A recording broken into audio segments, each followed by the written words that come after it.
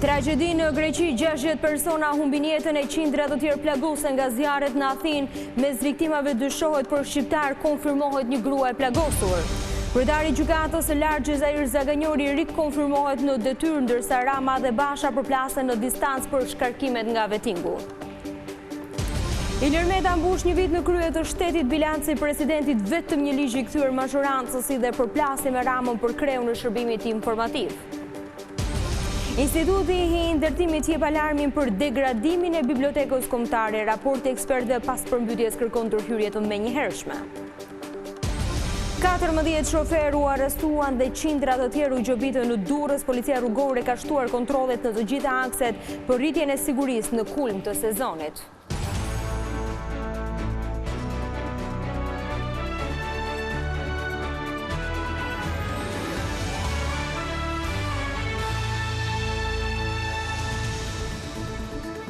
Mirdita, zonja dhe zotrin, do t'jemi së bashku në edicionin informativ të orës 15 këtu në ekranin e Vizion Plus. Greqia po kalon orë dramatike si pasojë e zjarreve masive që kanë përfshirë Athinën. Mes shumë viktimave dyshohet se ka edhe shqiptar, megjithëse ende nuk është bërë identifikimi. Adriana Hobdari, ambasadorja jonë në vendin fqinj, thot për Vizion Plus se deri tani është konfirmuar zyrtarisht vetëm një grua shqiptare plagosur në spital. Zjarret e rëna në Greqi dhe numri i madh i viktimave të regjistruar deri më tani kanë ngritur dyshimet se mes viktimave mund të jenë edhe shqiptar. Por ende nuk ka asgjë të konfirmuar pasi autoritetet nuk kanë bërë të mundur identifikimin e viktimave.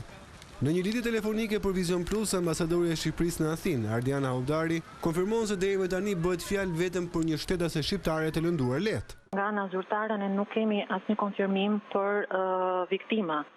Ndërkohë që kemi konfirmim zyrtar për një shtetase të lënduar, e cila ndodhet për momentin në spitalin e Vizion. Ambasada shqiptare shkojmë një herë dhe kolegët e mi të ambasadë ishin në spital dhe tani janë duke u kthyer. Zonja është me lëndime të lehta dhe jashtë rrezikut për jetën. Ky është trend.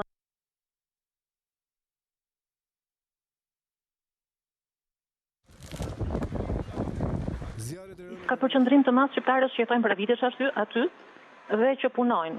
Hobdari shton se gjithë ambasada është në gjendje gatishmërie për t'u gjendur pranë të gjithë shtetasve shqiptar që janë në rrezik. Edhe Ermal Sulej, kryetari i Federatës së Shoqatave Shqiptare në Greqi, shprehet se është e vështirë për të bërë identifikimin në këto momente, ndërsa konfirmon se mes godineve të shkatruara nga zjarri ka dhe në pronësi të shqiptarëve. Deri tani kemi verifikuar që ka pasur dëme materiale në shtëpi, që ishin larguar nga shtëpi, ishin forcat e policisë nga shtëpi, ishin larguar dhe nuk kemi pasur dëme në njerëz. Të paktën deri tani me ata që kemi kontaktuar që banë rrethin afër. Raportimet të ndryshme në mediat greke flasin për disa shqiptarë që mund të jenë mes viktimave pasi kanë qenë duke punuar në një resort.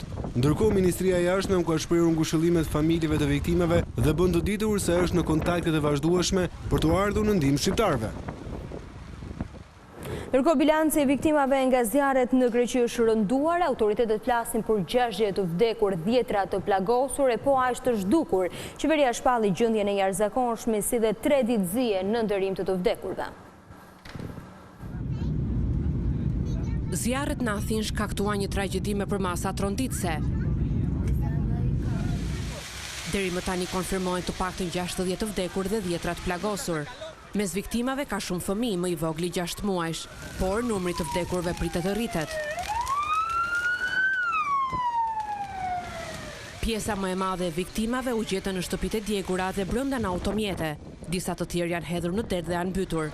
Gjithë viktimat ishin në zonën turistike bregdetare ndërmjet Rafinës dhe Neamakrit, posaçërisht në Mati dhe Kokino Limanaki.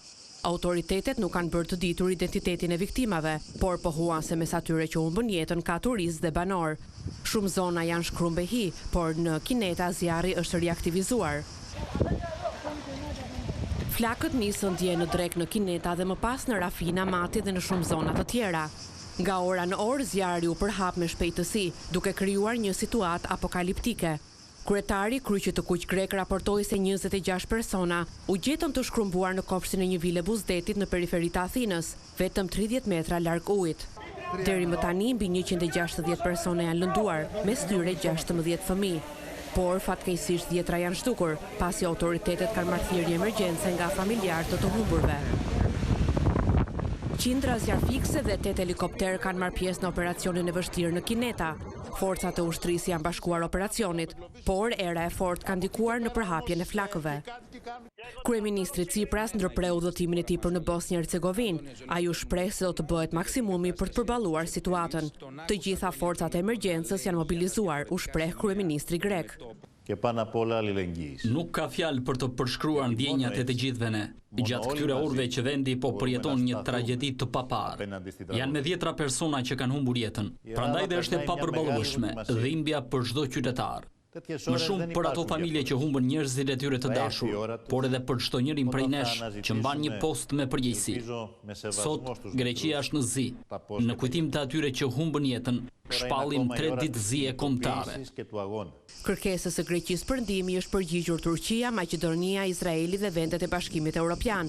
Ende nuk dihet shkaku i rënies së zjarrit, por zyrtarët vendas thanë se flakët mund të jenë vënë nga hajdutët që kanë dashur të plaçkitin shtëpitë e braktisura në zonë. Ndërsa situata në Athinë vazhdon të jetë e rënduar, gazetarët grek që ndodhen në terren tregojnë për Vizion Plus betejën e vështirë që po vijon me flakët në disa zona. Edhe situata në spitale është dramatike pasi ka shumë nevojë për gjak. Situata në Greqi vijon të mbetet alarmante. Gazetarët grek që ndodhen në terren tregojnë për Vizion Plus se zjarret masive i kapën thuajse në befasi njerëzit dhe autoritetet. Gazetari i gazetës Kathimerini, Vasilis Nedos, thotë se është herët për të folur për shkaqet e zjarrit. Greqia ka kohë që nuk përballet me një situatë të tillë prej gushtit të vitit 2007, kur u doq Peloponezi, ku humbën jetën 80 persona. Frika mbetet se në fund të ditës së sotme, pasi të bëhet bilanci, numri i viktimave do jetë rritur ndjeshëm. Në lidhje me shkakun e zjarrit, do të thojë se është ende herët për të bërë një analizë. Askush nga autoritetet nuk e pristi diçka të tillë. Në mes të Korrikut, në Greqi ka pasur shumë shiu dhe kjo nuk pritej. Ende nuk dihet nëse zjarri ka qenë i qëllimshëm. Ministri i Rendit dje ishte shumë i nxehur e mërzitur kur tha që mund të ketë qenë i qëllimshëm. Por kjo është një praktike përsëritur nga autoritetet që përpiqen të gjejnë një skenar pas çdo katastrofe. Por ende nuk mund të marrim të mirëqen asnjë deklaratë. Vendet e BE-s do të ndihmojnë pasi ndihma është e nevojshme. Ndërkohë gazetari grek i gazetave Tanea dhe Tovima, Angelos Athanasopoulos, tregon situatën e rënduar, sidomos në spitale, ku kanë nevoja për gjak. Sipas informacioneve më të fundit, bëhet fjalë për 60 të vdekur, mbi 150 të plagosur të cilët janë në spitalet e Athinës dhe të paktën 10 prej tyre janë në gjendje shumë të rëndë. Sipas informacioneve, mes të lënduarve janë 15 fëmijë me djegje, por burimet e informacionit theksojnë se fëmijët janë jashtë rrezikut. Të lënduarve po u jepet ndihma e nevojshme. Është bërë kërkesë për dhurim gjaku nëpër spitale. Spitali në zonën e Halandrit ka shumë nevoja për gjak. Ministrit po punojnë së pari për të gjetur të humburit. Bëhet fjalë për shumë të humbur qoftë nëpër shtëpi apo makina qoftë nëpër fusha. Kryetari i Bashkisë Rafinit të shprehur se numri i të vdekurve mund të trefishohet. Ka ndihmuar vendet të Bashkimit Evropian. Gjithashtu Turqia, Ish Republika Jugoslave e Maqedonisë dhe Izraeli. Në Kineta është riaktivizuar zjarri. Ka qenë shumë e vështirë për të ushuar sepse edhe kushtet atmosferike nuk kanë ndihmuar as pak. Nuk funksionoi mirë rrjeti i furnizimit me ujë i zjarfikësve. Pati shkëputje dhe u detyruan të transportonin ujë nga Megara që është më larg Kinetës, nga drejtimi i Athinës për në Korint dhe nuk dihet se sa i madh është riaktivizimi. Por atje janë përqendruar zjarfikësit dhe helikopterët. Beteja me flakët sipas gazetarëve pritet të vijojë edhe për shumë orë të tjera.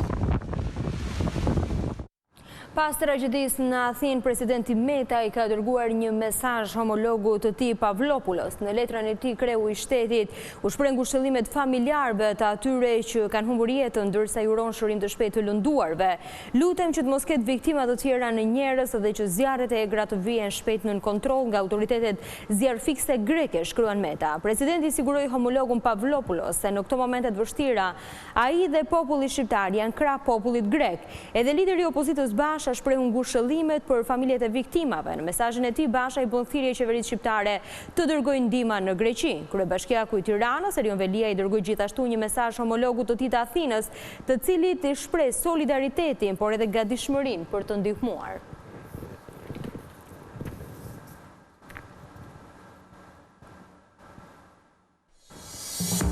Qeveria përzgjedh 3 kandidatët për një vend në Gjykatën Europiane të Drejtave të Njeriut, rekomandohen Darian Pavli, Mariana Semini dhe Sokol Berberi.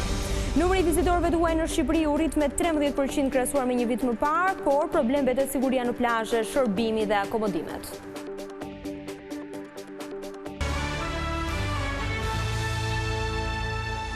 Megjithse u konstatuan probleme me pasurinë dhe mungesë dokumentacioni për të ardhurat, Xhezai Zaganjori e kaloi testin e vettingut. Komisioni i kualifikimit vendosi këtë të martë që të rikonfirmojë në detyrë kryetarin e gjykatës së lartë. Xhezai Zaganjori mori lajmin e mirë, megjithse nuk ishte në seancën e shpalljes së vendimit.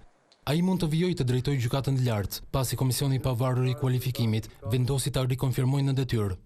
Në përfundim të procesit të rivlerësimit, trupa gjykuese e përbërë nga Olsi Komici, kryesues, Pamela Qirko, relatore, Roland Ilia, antar, vendosi konfirmimin në detyrë të subjektit të rivlerësimit, zotit Xhezai Zaganjori, me detyrë gjyqtar, kryetar në Gjykatën e Lartë të Republikës së Shqipërisë. Vendimi u mor pasi komisionerëve të vettingut ju deshën 4 ditë kohë për të shqyrtuar të gjitha gjetjet dhe faktet nga hetimi i kryer, të cilat nuk ishin të pakta. Zaganjori rezultonte me një sër shkeljes në pasurinë e madhe të deklaruar. U vënë re mos përpothje të mëdha, si dhe mungesë justifikimi me të ardhurat. Gjatë seancës dëgjimore u theksua se Zaganjori rezulton se nuk ka bërë deklarime të sakta të pasurisë, si dhe për të ardhurat dhe shpenzimet e familjarëve të tij.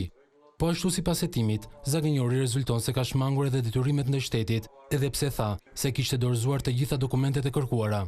Unë jam njeri i ligjit, erdha respektova procesin, dhash të gjitha sqarimet e mia, me dokumente, me argumente. Unë mendoj që i kam dorëzuar dokumentat e duhura. Tash nuk e di, atë do t'i vlerësoj. Të gjithë dokumentet që i kam pas, mas dash të shkoj deri në Gjermani që unë të marr të gjitha dokumentet që kërkoj. Ndonë se Xhezai Zaganjori kishte paraqitur të gjitha të dhënat për të ardhurat e tij gjatë karrierës së gjatë. Sëriq sipas komisionit, ato nuk justifikonin pasurinë aktuale të kreut të gjykatës së lartë. Por gjatë seancës së shqyrtimit, gjykatësi tha se ka një keqkuptim për sa i takon mënyrës se si janë interpretuar pasuritë e vëna.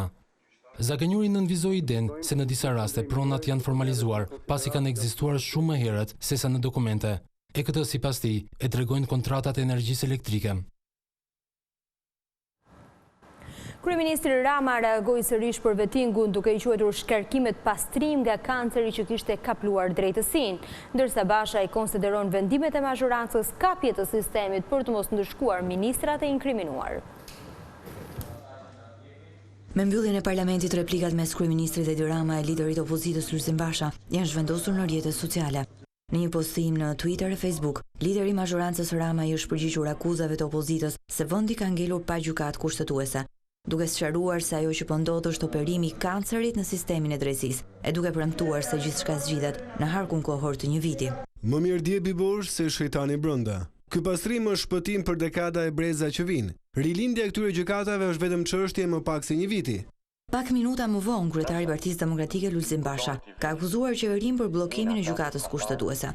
Sipas Bashës, djepi bosh i gjykatës si duhet kryeshejtanit për të mbrojtur mega aferën 200 milion euro me grabitjen e teatrit kombëtar.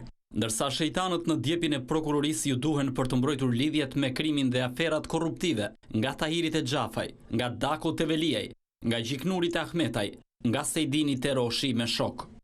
Bllokimi i gjykatës kushtetuese është vendosur në qendër të vëmendjes së opozitës, pasi sipas saj, qeveria qëllimisht ka krijuar këtë situatë për të mos pasur asnjë hapësirë ku të goditen vendimet e saj. Gjykata e krimeve të rënda pranoi kërkesën e ish gjyqtarit të apelit Shkëlqimiri për gjykim të shkurtuar. Arrestimi i tij u bë një vit më parë pas një hetimi të nisur nga prokuroria në akuzën e korrupsionit, pasi dyshohej se kishte përfituar 20.000 euro në këmbim të ndryshimit të kualifikimit të veprës penale të një ngjarje të ndodhur në Burrel në vitin 1997.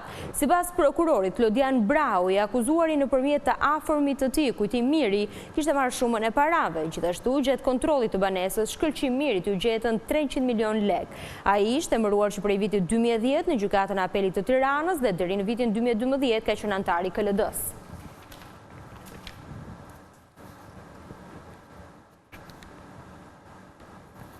Kryeministri Edi Rama ka mbledhur të gjithë kabinetin qeveritar në ambientet e pallatit të brigadave. Qëllimi i takimit është analiza e punës së çdo ministri përgjatë 10 muajve të parë të mandatit të dytë qeverisës. Mësohet se çdo ministër është ndalur në punën e bërë gjatë kësaj periudhe dhe raportin me objektivat e vendosura në nisje të mandatit. Po ashtu secili antar i kabinetit ka shpjeguar edhe prioritetet dhe projektet zhvillimore për muajt në vijim. Takimi është zhvilluar i mbyllur për mediat, por mësohet se do të vijojë edhe gjatë ditës së nesërme. Gjatë mbledhjes së Asamblesë Kombëtare të PS-s, pak muaj më parë, Kryeministri Rama paralajmëroi ndryshimin e qeveri në muajin shtator.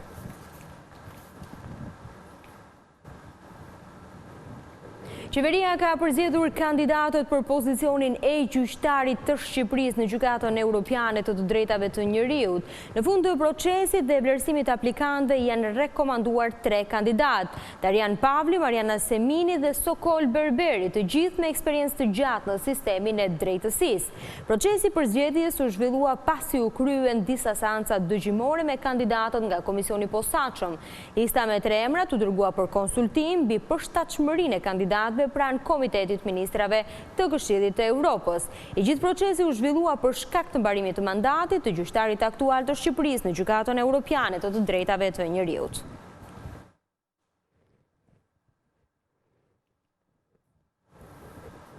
Në 24 korrik të vitit të kaluar, Ilir Meta mori detyrën e presidentit të Republikës.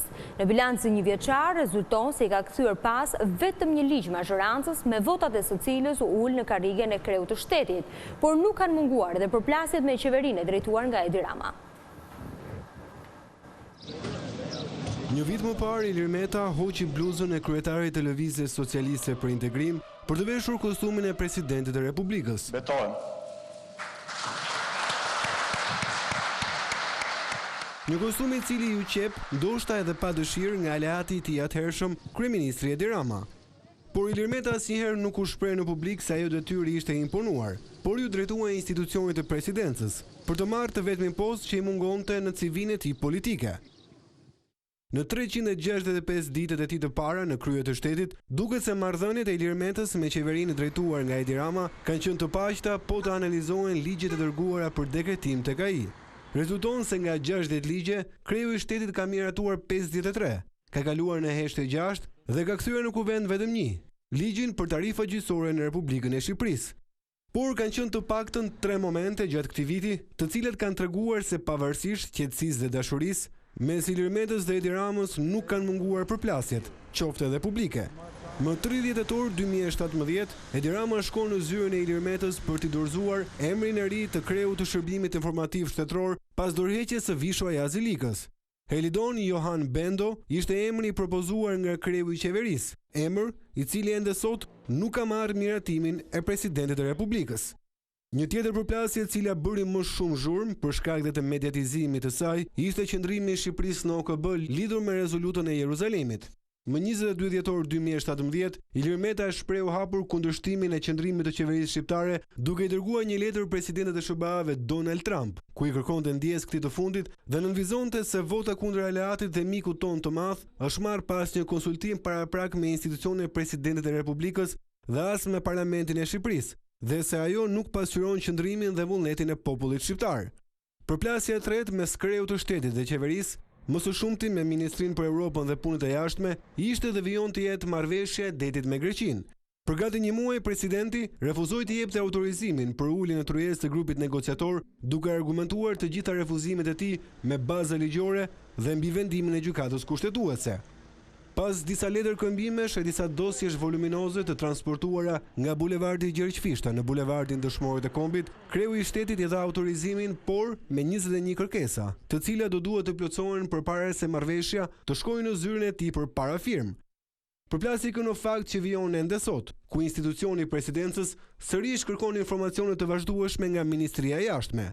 Në bilancin e një viti, Ilir Meta duket se ka arritur të ruajë qetësinë, por edhe dashurinë, ku përballë ka Edi Ramën, Lulzim Bashën e Sali Berishën, por edhe bashkëshorten e tij, Monika Kryemadhin. Instituti i ndërtimit jep alarmin për situatën në bibliotekën kombëtare. Raporti ekspertëve pas përmbytjes së një muaj më parë fakton degradimin e kateve të nënvdheshme, mureve, sistemit të mbrojtjes nga zjarri dhe impianteve të furnizimit me ujë. Instituti kërkon ndërhyrje të menjëhershme pasi kjo gjendje rrezikon pasuritë që mbar biblioteka më e madhe në vend. Përmbytja e bibliotekës kombëtare një muaj më parë që shkaktoi dëmtimin e rreth 12.000 librave, u shkaktua nga ujërat nëntoksore dhe degradimi i ndërtesës. Në këtë konkluzion ka dalë Instituti i Ndërtimit, i cili zhvilloi një hetim të plotë mbi ngjarjen. Në raportin që Vizion Plus disponon thuhet se ujërat nëntoksore shpërthyen në katën e poshtëm, pasi objekti në themelet e tij dhe në dyshemë ka dëmtime që lejojnë depërtimin e ujit. Sasia e ujit në bodrum arriti lartësinë 2 deri në 3 cm, që u largua pas përfundimit të rreshjeve. Por ekspertët vërejnë se gjendja aktuale e ndërtesës dhe sistemeve mekanike është e rëndë. Biblioteka kombëtare, sipas raportit, nuk i plotëson kushtet dhe standardet për të qenë e tillë, pasi mungojnë hapësirat për shërbimet që duhet të ofrojë një institucion i tillë. Impiantet e mbrojtjes ndaj zjarrit, impianti i furnizimit me ujë të ftohtë dhe të ngrohtë, ai i shkarkimit të ujërave të zeza dhe të shiut, si dhe impianti i ajrit të kondicionuar, rezultojnë me probleme të theksuara teknike dhe të papërshtatshme për kushtet që duhet të ketë biblioteka kombëtare. Gjendja paraqitet edhe më keq për instalimet elektrike dhe sistemet e sigurisë, për të cilat thuhet se janë jashtë çdo standardi për aplikimin e tyre në një godinë të kategorisë së veçantë. Ato sipas ekspertëve nuk ofrojnë garanci dhe siguri për funksionimin e tyre. Objekti po ashtu ka një amortizim të tejskajshëm, ndërsa kërkohet ndërhyrja e menjëhershme pasi nuk plotëson standardet. Instituti i Ndërtimit kërkon që të merren masa të menjëhershme për të larguar materialet në soletat mes kateve, të bëhen provat laboratorike për strukturat e bibliotekës e po ashtu të realizohen hidroizolimet e nevojshme. Por një ndërhyrje finale për bibliotekën kombëtare, sipas drejtuesve të Institutit të Ndërtimit, kërkon edhe ekspertizën e organeve të tjera. Opozita thotë se ligji special për teatrin shkel marrëveshjen e stabilizim asociimit me Bashkimin Evropian. Për këtë deputeti Gens Pollo kërkojnë nga Rama që do sqarojë zyrtarisht Komisionin Evropian për mungesën e tenderit dhe vendimet sipas tij klienteliste. Pyetjet e Komisionit Evropian janë të qarta e të shkoqura, që unë i përmbledh fare mirë në një të vetme. Pse ja dhat kontratën pikërisht kompanisë fusha SHPK pa tender e pagar, dhe sidomos pse me ligj të veçantë. Ne nuk presim që qeveria t'i thotë të vërtetën Komisionit Evropian. Por gjithsesi është koha qeveria të mos vonoj asnjë ditë më shumë në përgjigjet e saj për Komisionin Evropian dhe t'i bëj ato menjëherë publike, me transparencë, sepse tani kjo nuk është më çështje e rutinës parlamentare. 752 drejtues mjetësh u ndëshkuan nga policia rrugore në Durrës për shkak të shkeljeve të ndryshme. 14 shoferë u arrestuan pasi u kapën të dehur në timon dhe shumë të tjerë ju hoq patenta. Sipas policisë, kontrollet janë shtuar pasi dhe fluksi makinave është rritur për shkak të sezonit turistik.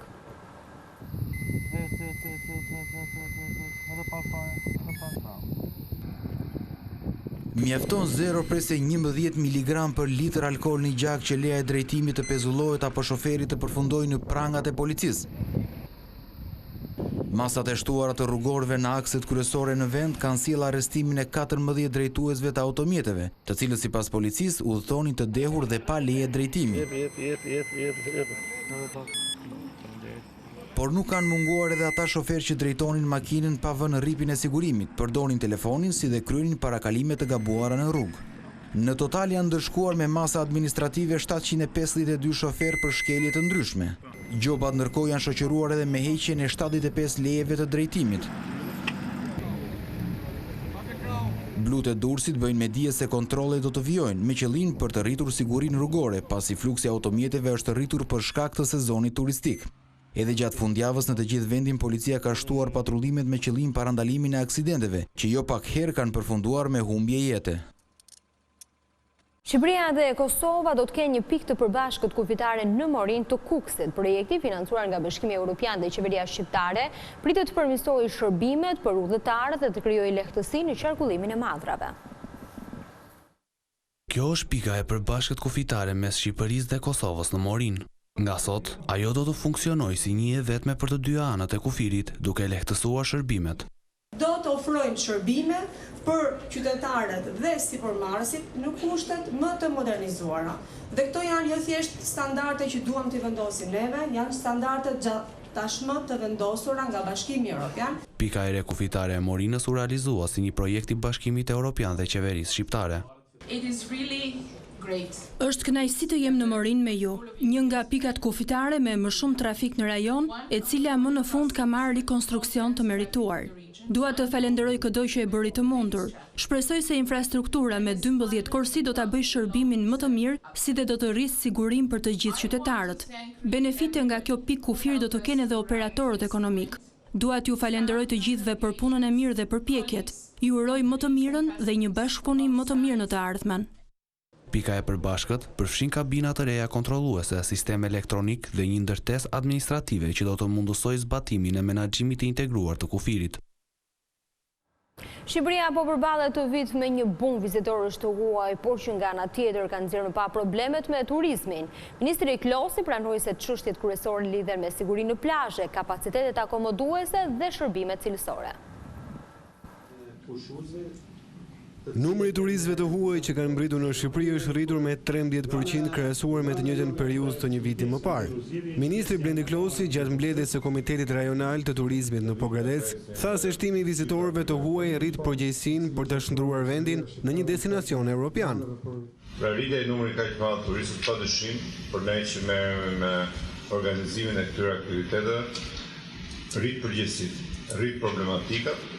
Dhe natyrisht dëshmon se ky sezon është shumë i rëndësishëm për të kuptuar se nëse Shqipëria është gatshme ose jemi akoma në fazën e preliminare të një Shqipërie turistike europiane. Klosi theksoi se problematika kryesore vazhdon të mbetet siguria në plazhe. Jemi në një situatë shumë ndryshe nga viti i kaluar, për herë të parë në Shqipëri është ngritur një sistem i plot i pikave të vërtimit, por nuk kemi aty ku duhet me cilësinë e ruajtësve të plazhet, edhe me numrin e plot të tyre djemve dhe vajza, të cilët nuk janë aty vetëm për të siguruar jetën edhe momentin e parë, ajo është shumë e rëndësishme, por janë aty ku ne duam të krijojmë një rrjet të specialistëve dhe njerëzve të kualifikuar. Ministri Klosi u ka bërë gjithashtu apel bizneseve me aktivitet në Bregdet për të plotësuar detyrimet ligjore për të vendosur rojet e plazhit.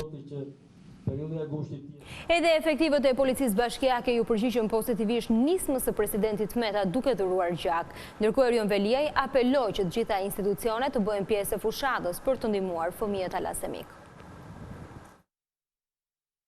Punonjësit e policisë bashkiake të Tiranës janë bashkuar thirrjes së presidentit Meta për të dhuruar gjak. Kjo nismë është përshëndetur edhe nga kryebashkiaku Erion Veliaj.